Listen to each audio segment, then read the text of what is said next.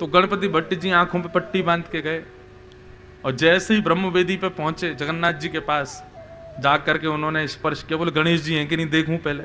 तो पहले तो उनके इधर हाथ लगाए तो बड़े बड़े कान, हाथ में आगे बोले हाँ कान तो बड़े हैं। उसके बाद नीचे उधर पकड़ा तो जे बड़ा पेट, लंबोदर, बोले हाँ पेट भी बड़ा है। जैसे ही नाक पकड़ी तो महाराज लंबी सूंड हाथ में आ गई। आहा, समझ गए, बोले जय हो मेरे गणपति हैं। भैया मुझे बहका दिया कि ये तो कृष्ण का मंदिर है, ये तो गणेश जी का ही है। जैसे ही प्रणाम किया तो जगन्नाथ भगवान ने अपनी सूंड से उनके सिर को ऐसे ऐसे और कर दिया। तो समझ गए, बोले अरे ये तो गणेश जी है। जैसे ही नजर खोल करके देखा, पट्टी हटा के देखा तो जगन्नाथ जी, सूंड भी नहीं थी, नाक भी नहीं, पेट भी नहीं। बोले हो ये क्या हुआ, अभी तो इनकी सूंड थी, अब कहां चली गई। पट्टी बांध करके स्पर्श करें तो सूंड दिखे, सूंड का अनुभव हो, और पट्टी खोल के देखें तो जगन्नाथ जी। रोने लगे, घबरा गए, बोले हे नाथ क्या हो रहा है। इतने में जगन्नाथ जी प्रकट हो गए। बोले भैया भेद क्यों मानता है, गणेश हो, शिव हो, दुर्गा हो, सब मेरा ही विलास है, सब जगह मैं ही, मुझ में और उनमें कोई भेद नहीं है, भेद क्यों करते हो। और तब से श्री जगन्नाथ जी ने नियम बना लिया, आज भी स्नान पूर्णिमा, ज्येष्ठ पूर्णिमा के दिन श्री जगन्नाथ जी, बलभद्र जी और सुभद्रा जी आज भी गणपति भेष धारण करते हैं, उस भक्त की याद में, उस भक्त की स्मृति में। तो इसे कहते हैं अहेतुकी भक्ति। भले ही गणेश जी के प्रति थी, लेकिन कितनी अहेतुकी भक्ति, इसको कहते हैं अनन्य भक्ति, अहेतुकी भक्ति। ऐसी भक्ति जो करता है ठाकुर जी के प्रति, ठाकुर जी कहते हैं वो मुझे बहुत प्रिय है। हमारे अंदर है ऐसी भक्ति, हमें जरा सा कोई लोभ दे दे किसी अन्य देव का, हम तुरंत पहुंच जाते हैं। देखो दर्शन सबका करो, प्रणाम सबको करो, लेकिन प्रेम केवल एक से करो। दर्शन सबका करो, कोई मना नहीं है, सब मंदिरों में जाओ, सबको प्रणाम करो, लेकिन निष्ठा, प्रेम और समर्पण केवल एक के प्रति, किसी एक के प्रति। इसको कहते हैं अहेतुकी भक्ति। यही मानव का परम धर्म है। अहेतुक्य प्रतिहता ययात्मा संप्रशीदति, अहेतुकी भक्ति। सूत जी महाराज प्रवचन कर रहे थे, धर्मस्वनिष्ठितः पुंसाम विश्वक्सेन कथासु यः नोत्पादये दधिरतिम श्रम एव हि केवलम। बहुत अच्छी बात है, बहुत ध्यान से सुनिए। सूत जी महाराज कहते हैं हमारी भक्ति, हमारा अनुष्ठान, हमारे द्वारा की गई भगवत सेवा, उससे ठाकुर जी प्रसन्न हैं कि नहीं, ये कैसे जाने, ये कैसे पता चले कि ठाकुर जी हमारी भक्ति से प्रसन्न हैं।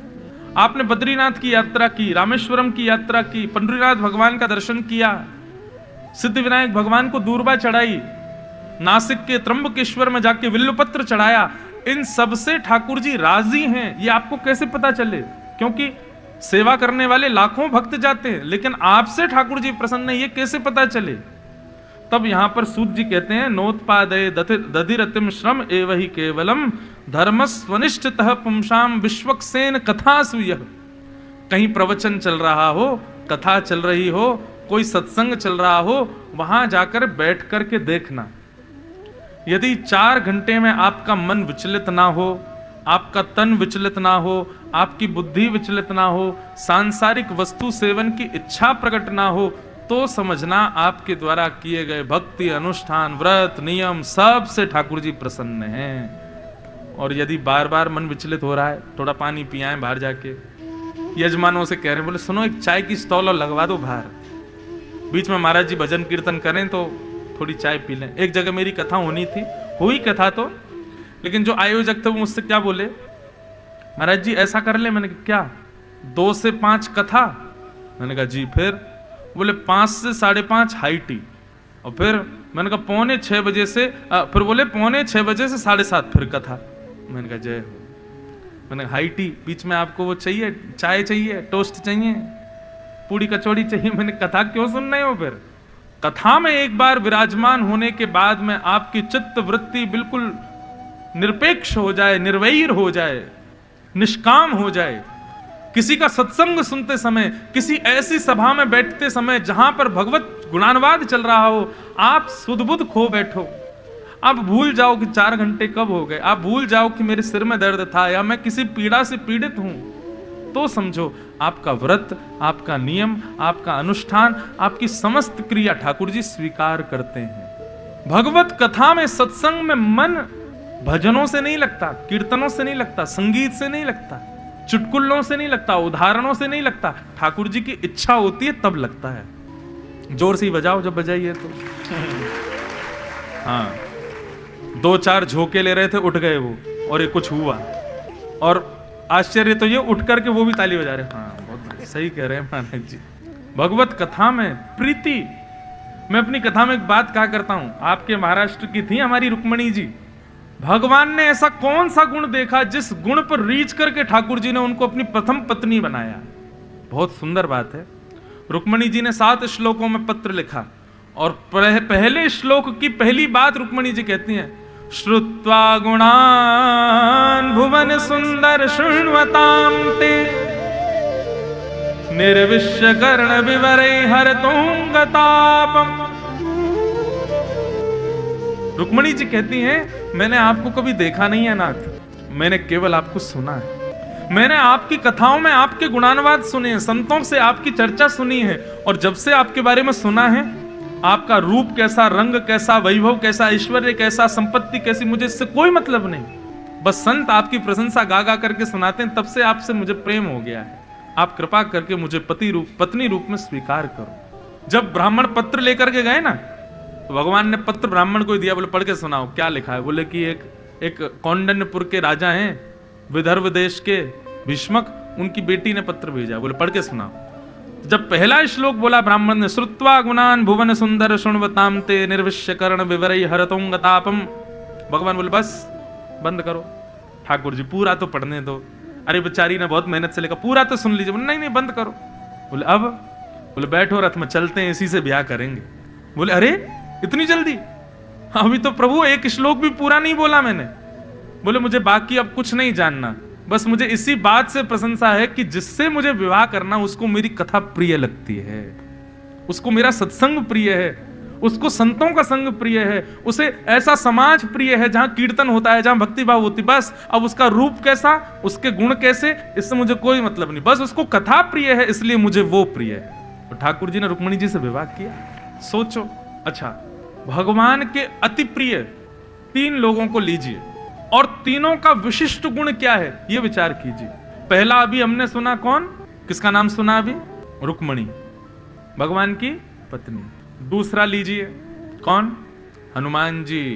प्रभु चरित्र सुन वे को रसिया, राम लखन सीता मन बसिया।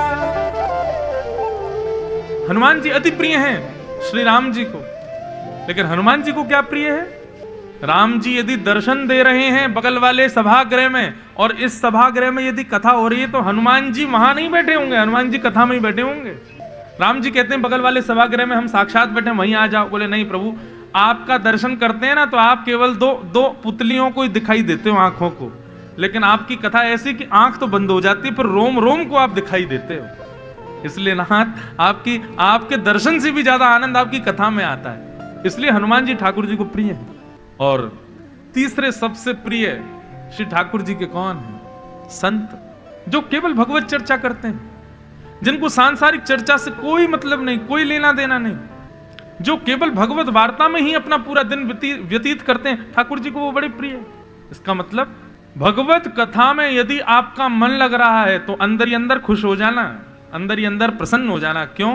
क्योंकि ठाकुर जी की इच्छा है तभी लग रहा है, नहीं तो आपकी इच्छा से नहीं लग सकता। आपकी इच्छा से आप भगवत कथा में प्रीति नहीं बढ़ा सकते। कई बार कई लोग सोचते हैं हमने आज तक कथा नहीं सुनी, अब सुन के देखते हैं, और वो जब कथा में आते हैं तो नहीं लग पाता मन। क्यों? बोलो कोशिश तो बहुत कर रहे हैं लेकिन फिर भी नहीं लग रहा। इसका मतलब क्या है? ठाकुर जी की इच्छा नहीं है। एक हमारे बड़े प्रेमी हैं, उनके यहाँ जब कथा हुई ना तो उनका एक नियम था, बड़ा प्यारा नियम था, लेकिन नियम था, क्या नियम था? वो बैठ के कथा नहीं सुनते थे, खड़े खड़े कथा सुनते थे। तो एक दिन हो गया, 2 दिन, मुख्य यजमान खड़े होके कथा सुनते थे, किनारे में खड़े होके, और वहां से कथा सुनते। 1 दिन 2 दिन 3 दिन बाद मैंने उनसे पूछा, मैंने कहा आप बैठते क्यों नहीं हो? बोले महाराज जी मैं बैठूंगा तो मुझे नींद आ जाएगी, इसलिए मैं खड़ा खड़ा कथा सुनता हूँ ताकि नींद नहीं आवे। और अब उनकी स्थिति हो गई, अब वो आते हैं मेरी कथाओं में, अब वो बैठ के कथा सुनते हैं लेकिन उनको नींद नहीं आती।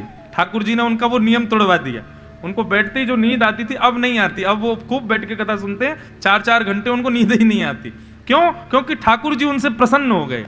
इसलिए भगवत कथा में, भगवत सेवा में उनका मन लगने लगा। आपकी इच्छा स्वेच्छा से यह संभव नहीं है, ठाकुर जी की कृपा से ही यह संभव है। माफ कीजिए, लेकिन कोई बहुत अध्ययन करके व्यासपीठ पर बैठे, ऐसा संभव नहीं कि वो कथा सुना पाएगा। भगवत इच्छा यदि हो जाए तो मूकम करोति वाचालम, गूंगा बोल सकता है। पंगुं लंघयते गिरिम, जिसके पैर नहीं है वो भी पर्वत लांघ सकता है। यत कृपा तमहम वंदे, जिस पर भगवान की कृपा हो जाए वो सब कर सकता है, हमारी आपकी सामर्थ्य नहीं। मैंने जब अपनी जीवन की पहली कथा की थी ना, पहला दिन कथा का, और 5000 से ज्यादा लोग पहली बार कथा में आए थे द्वारिकापुरी में, इतनी भीड़, और संस्कार चैनल पे उसका लाइव टेलीकास्ट, पूज्य पिताजी महाराज बैठ के कथा सुन रहे थे। और पहले दिन कथा में हमारे ब्रज के परम विद्वान, परम पूजनीय, प्रातस्मरणीय श्री गुरु शरणानंद जी महाराज कथा में पधारे। हमारी प्रथम कथा के भी 2-3 श्रोता यहाँ बैठे हैं जो पहली कथा में थे मेरे साथ। तो मंच पे जब मैं आ रहा था ना, तो मेरी ये हालत थी कि मेरी जो दिल की धड़कन थी वो इतनी द्रुत गति से चल रही थी, यदि उस समय यदि डॉक्टर लगा के चेक करता तो वो घबरा जाता, इतना भयंकर डरा हुआ था मैं। मंच पर बिठा दिया पिताजी ने व्यासपीठ पर, अब देखे सामने भीड़ ही भीड़, कैमरे लग रहे हैं, लाइव टेलीकास्ट, पहली बार कथा, पहली कथा, और उसमें भी ऊपर से चलो लोग बाग बैठे हैं, परिवार के लोग बैठे हैं। फिर परम विद्वान हमारे पूज्य श्री गुरु शरणानंद जी महाराज, उनके आगे तो अच्छे नहीं बोल पाते, वो आए, उन्होंने पूजन किया। पूजन करके पिताजी से बोले, ठाकुर जी अब हम चले जाते हैं, ताकि लाला थोड़ा भयभीत लग रहा है, हम बैठेंगे तो डर जाएगा, हम चले जाते हैं। तो हमारे पिताजी भी बोले, नहीं आपको सुनाने के लिए तो बैठा है वो, आप बैठो। अब मैं मनी मन कहूँ, जान दो इनको जान दो, काय को रोक रहे। महाराज जी पिताजी की बात मान करके बैठ गए। अब वो बैठे, अब मेरे तो पसीना, 2 एसी लग रहे हैं लेकिन पसीना नहीं सूखे। तो हमारे सामने हनुमान जी का चित्र और पूज्य पिताजी के गुरु जी का चित्र रहता है भागवत जी में सदैव। हमने कहा, हे गुरुदेव भगवान, आपने अपने चेला की तो नैया पार कर दी, मतलब हमारे पिताजी। मैंने कहा, मेरी बचाओ। मैंने कहा, बस आज की कथा अच्छी हो जाए मेरी, बस आज ठीक से बोलूं, कुछ गलत नहीं हो जाए, बाकी फिर पूरे जीवन भर कैसी भी हो, बस आज की पहली दिन की कथा है, आज ठीक हो जाए। जो हमने कथा कही, द्वारिकाधीश का स्मरण किया, गुरुदेव का स्मरण करके जब कथा प्रारंभ की, तो थोड़ी देर में स्थिति हुई, सब धुंधला दिख रहा था, मुझे दिख ही नहीं रहा था कौन बैठा, बस मैं कथा बोलते ही गया। 4 घंटे हो गए। 4 घंटे बाद जब मेरी दृष्टि पड़ी तो गुरु शरणानंद जी महाराज बीच में गए, फिर आए दोबारा। तो कथा सुनते सुनते नीचे से ऐसे इशारा उन्होंने जब किया, मैं तो खुश, मैंने कि आज नैया पार हो गई मेरी, बस अब ठीक है सब। लेकिन इसके बाद क्या हुआ? अभिमान। मैं अपनी निजी बात बता रहा हूं, हुआ जब व्यासपीठ से उतरा तो मेरे मन में आ गया कि नहीं, अब तो मैं कर सकता हूं, अब तो मुझे कोई नहीं रोक सकता। और ये परखा हमारे पूज्य नाना जी ने, उनको मेरी आंखों से ही पता चल गया कि इसको अभिमान हो गया है। और जैसे ही मैं अपने कक्ष में गया जहां रुके थे, तो मैंने जाके नाना जी को प्रणाम किया। मैंने कहा, नाना जी कथा सुनी, क्या जोरदार कथा करी हमने, देखो पहली बार कितना बढ़िया बोले। तो हमारे नाना जी बोले, अभिमान करता है लाला, ये तेरी सामर्थ्य नहीं है कि तू कथा कर रहा है, सोच तुम्हारे पिताजी ने कितनी कथाएं कर ली। मैंने तब पिताजी की 1200 कथाएं के लगभग हुई थी, अभी 1500 हो गई। कितनी कथाएं तुम्हारे पिताजी ने की? मैंने कहा 1200 कथाएं हो गई लगभग। और 1200 कथाओं करने में कितना समय लगा उनको? मैंने कहा 45 से 50 वर्ष लगे। बोले विचार करो, 45-50 वर्षों में पिताजी ने 1200 कथाएं की, उसके बाद तुमने आज पहली कथा की। और पहली कथा करने से पहले मेरी गुरु दीक्षा भी उसी दिन हुई जिस दिन मैं व्यासपीठ पर बैठा था। व्यासपीठ पर जाने से 10 मिनट पहले पिताजी ने मुझको दीक्षा दी और पिताजी हमारे गुरु बन गए।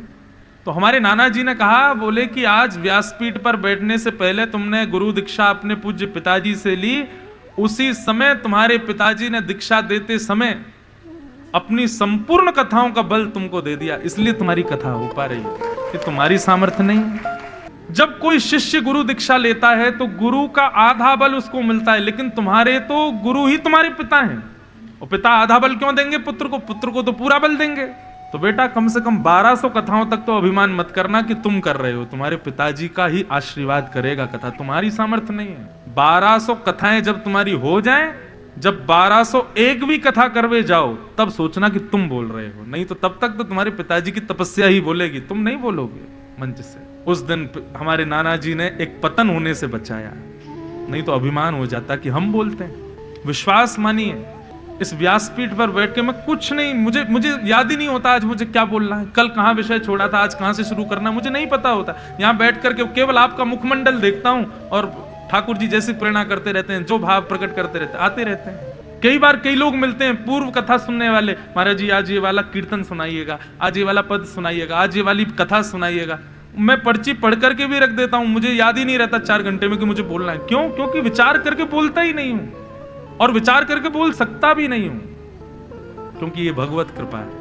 वंशी की सामर्थ्य नहीं कि वो स्वर प्रकट करे। जब कृष्ण अधर पर धारण करते हैं और प्राण पिरोते हैं तभी वंशी बजती है। वक्ता वंशी के समान है। वो अकेला सोचे कि मैं इतने स्वर में गाऊंगा, मैं ऐसी कथा करूंगा, तो उसकी सामर्थ्य नहीं है। हाँ, पीछे बैठे पंडरीनाथ को प्रणाम करके कहें कि हे पंडरीनाथ, मैं वंशी हूं, विराज गया हूं व्यासपीठ पर, अब आप प्राण पिरो, फूंको, जो चाहो निकलवाओ। वही प्रकट होता है। तो कहने का अभिप्राय, आपका कथा में मन लगना और मेरा सीधी सीधी कथा कहना, ये दोनों इस बात का प्रतीक है कि ठाकुर जी हमसे प्रसन्न हैं। ठाकुर जी की अप्रसन्नता ही इस बात को दर्शाती है कि आप कथा में आकर के भी अन्य वस्तुओं का चिंतन कर रहे हो और मैं व्यासपीठ पर बैठ करके भी सही से कथा ना कर पाऊं। ये ठाकुर जी की अप्रसन्नता है। और उनकी प्रसन्नता, उनकी राजी, आपकी इच्छा, आपका मन लगना और मेरा कथा कहना, ये दोनों में सामर्थ्यमान बन जाता है। हमारी आपकी सामर्थ्य नहीं है, ठाकुर जी की इच्छा। तो धर्मस्वनिष्ठितः पुंसां विश्वक्सेन कथा सुयः नोत्पादयेदधिरतिं श्रम एव हि केवलम्। जिस व्यक्ति की कथा में रुचि नहीं बन पा रही, सत्संग में रुचि नहीं बन पा रही, संकीर्तन में रुचि नहीं बन पा रही है, उनका कोई कारण फिर सिद्ध नहीं हो रहा है। ऐसी बात सूत जी महाराज इस प्रकार से प्रवचन कर रहे थे और तत्पश्चात उन्होंने 24 अवतारों का वर्णन किया, भगवान के अनेक अनेक अवतार। अच्छा, अब एक प्रश्न उठता है, भगवान के अवतार कितने? 24। कोई कहता है 10 अवतार, कोई कहता है 24 अवतार, कोई कहता है 25 अवतार, और कोई कहता है हरि अनंत, हरि कथा अनंत। किसकी माने? तो बंधुओं, श्रीमद् भागवत में लिखा है भगवान की कीर्ति, भगवान की कथा, भगवान के अवतार ये अनंत हैं। आप उनको गिन नहीं पाओगे, आप उनको समझ नहीं पाओगे। इसलिए जो दिख जाए, जो समझ में आ जाए, उसी को श्रेष्ठ मानो, उसके अतिरिक्त विचार मत करो। श्रीमद् भागवत में कहते हैं कि जो व्यक्ति मेरी लीलाओं को गिनने बैठता है, मेरे अवतारों को समझने के लिए बैठता है, सतु बाल बुद्धि, वो बाल बुद्धि है, वो समझ नहीं पाएगा कभी। इसलिए जितना समझ आ जाए, जितना ठाकुर जी की कृपा से प्राप्त हो जाए, उतने में सीमित रहो। ज्यादा बुद्धि घुमाने का प्रयास करोगे, ठाकुर जी कहते हैं सतुबाल बुद्धि, समझ नहीं पाएगा मुझको। इसलिए अनंत हैं ठाकुर जी, और ठाकुर जी के अवतार भी अनंत है। हम सबके घर में भी ठाकुर जी बैठे हैं, क्या वो अवतार नहीं है भगवान का? भगवान का 25वां अवतार है। और ये कौन सा अवतार है? अर्चावतार। कौन सा अवतार? हम सबके घर में ठाकुर जी अलग अलग रूपों में बैठे हैं। ठाकुर जी का 25वां अवतार अर्चावतार है। फिर भागवत की रचना कैसे हुई, इस विषय का प्रतिपादन किया। इदं भागवतम नाम पुराणं ब्रह्म संहितम् उत्तम श्लोक चरितम् चकार भगवान ऋषि। भागवत की रचना कैसे और क्यों हुई, इसके पीछे कथा सुनाई गई।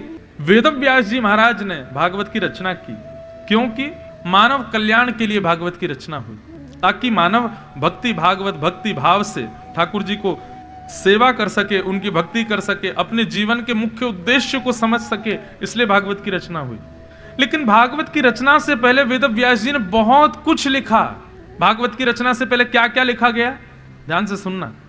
जो लोग पूछते हैं हमारे हिंदू वैदिक सनातन धर्म में इतने सारे ग्रंथ क्यों हैं, ध्यान से सुनिएगा।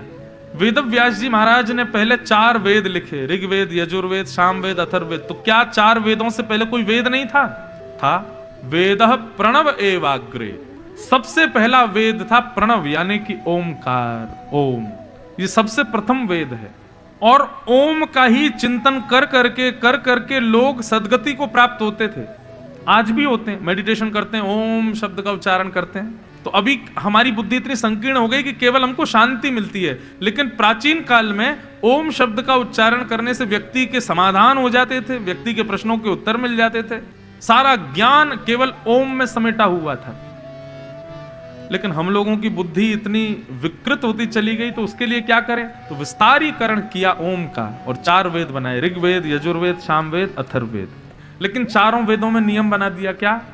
जो जनेऊ धारण करेंगे वही इनको पढ़ेंगे, जो शिखा रखेंगे वही इनका पाठन कर सकते हैं। जो ब्राह्मण कुल में आएंगे उन्हीं को ये सुलभ हो सकती है। वेद व्यास जी बोले अभी भी मन को शांति नहीं है। क्यों? माताएं बहनें तो पढ़ ही नहीं सकती वेदों को, क्योंकि वो जनेऊ नहीं पहनती। तो फिर क्या करें? तब उन्होंने पुराणों को लिखना प्रारंभ किया और महाभारत रूप में इतिहास का रचना की। 18 उपपुराण और 17 महापुराणों की रचना की। क्या क्या रचना हो गई? 4 वेद, इतिहास के रूप में महाभारत, 18 उपपुराण, 17 महापुराण, इतना सब कुछ लिख दिया वेद व्यास जी ने। लेकिन फिर भी मन अशांत। अशांत मतलब उनको अपनी रचना से प्रसन्नता नहीं थी, वे तृप्त नहीं हो रहे थे अपनी रचनाओं से। एक अतृप्ति थी, असंतोष था उनके हृदय में।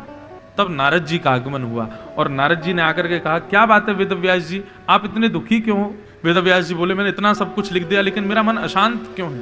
बहुत ध्यान से सुनिएगा बंधु, इतना सुंदर विषय है ये। वेद व्यास जी महाराज के इस प्रश्न का उत्तर नारद जी देते हैं कि आपका मन अशांत क्यों है? इतना सब कुछ लिखने के बाद भी आपका हृदय अशांत क्यों है? इतनी पूजा पाठ करने के बाद भी, इतने यज्ञ अनुष्ठान करने के बाद भी हम अशांत क्यों रहते हैं? सबका उत्तर इसी में विराजमान। नारद जी कहते हैं, अशांति का कारण क्या है?